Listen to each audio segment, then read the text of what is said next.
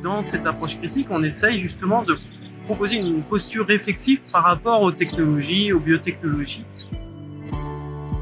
Et l'idée n'est pas de faire une pratique plus des principes éthiques, mais faire de sa pratique une éthique. Ce que je trouve emblématique chez Hulot, c'est que les outils technologiques incarnent elles-mêmes, là c'est une incarnation technologique de cette attention. Moi je m'appelle Jean-Arthur Micoulo-Franqui, donc je suis maître de conférence praticien hospitalier au sein de l'Université de Bordeaux et du CHU de Bordeaux. Donc je suis psychiatre à la base et après j'ai fait une formation en électrophysiologie pour être nommé au niveau universitaire en physiologie. Au départ, moi je voulais faire biologie, c'est-à-dire comprendre le monde, etc. Et puis je suis allé en médecine pour diverses raisons, notamment je pense des raisons familiales qui font qu'on te dit si tu veux faire biologie, fais médecine. Et puis en fait, cette compréhension m'a conduit à me questionner de qu'est-ce que c'est la clinique, qu'est-ce que c'est être malade, comment s'articule notre savoir clinique et notre savoir scientifique par rapport au réel.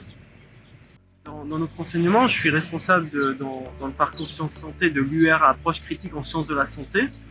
Et donc, dans cette approche critique, on essaye justement de proposer une posture réflexive par rapport aux technologies, aux biotechnologies et ce qu'elles amènent, les risques qu'elles amènent, mais également comment on peut les intégrer dans notre pratique.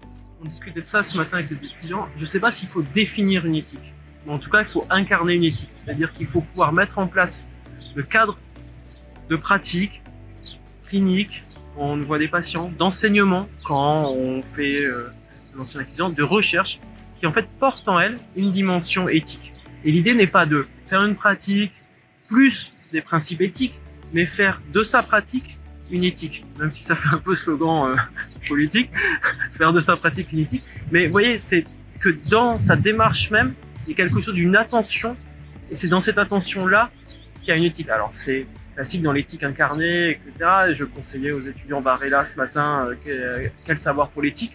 En fait, dans quel savoir pour l'éthique, c'est pas le savoir qui est important, c'est quelle posture pour l'éthique en fait de ça. Ce que je trouve intéressant dans les nouvelles technologies, c'est que quand elles touchent à certains domaines comme la santé, c'est qu'elles nous obligent à se dire mais en fait qu'est-ce qui est important dans la santé. Par exemple, on fait des agents conversationnels qui, on pourrait penser, remplaceraient le médecin pour recueillir de l'information clinique, etc. Et en fait, ce qu'on se rend compte, c'est qu'en développant ces agents, ça nous oblige à développer cette attention à ce qui est important dans la relation. C'est-à-dire, c'est parce qu'on fait des agents qu'on est obligé de faire attention à qu'est-ce qui fait qu'il y a un engagement avec le patient, qu'est-ce qu'un regard empathique, qu'est-ce que la synchronie, là, je suis en train de parler avec vous et en fait, vous réagissez comme ça et j'ai l'impression qu'on se comprend du coup. Et donc, tous ces éléments subtils qui, trop souvent, on met de côté parce qu'on n'y fait pas attention, en fait, le fait de développer des technologies nous oblige à être attentifs à ça. Ce que je trouve emblématique chez Hulot, c'est que les outils technologiques incarnent elles-mêmes, là c'est une incarnation technologique de cette attention. C'est-à-dire que c'est des outils technologiques pour mettre en relation soi-même avec sa physiologie, et la mettre en relation dans un monde vécu. Cette notion de fixeur physiologique à l'extended réalité, c'est le fait qu'on est dans le monde de sa physiologie qui fait monde, quoi.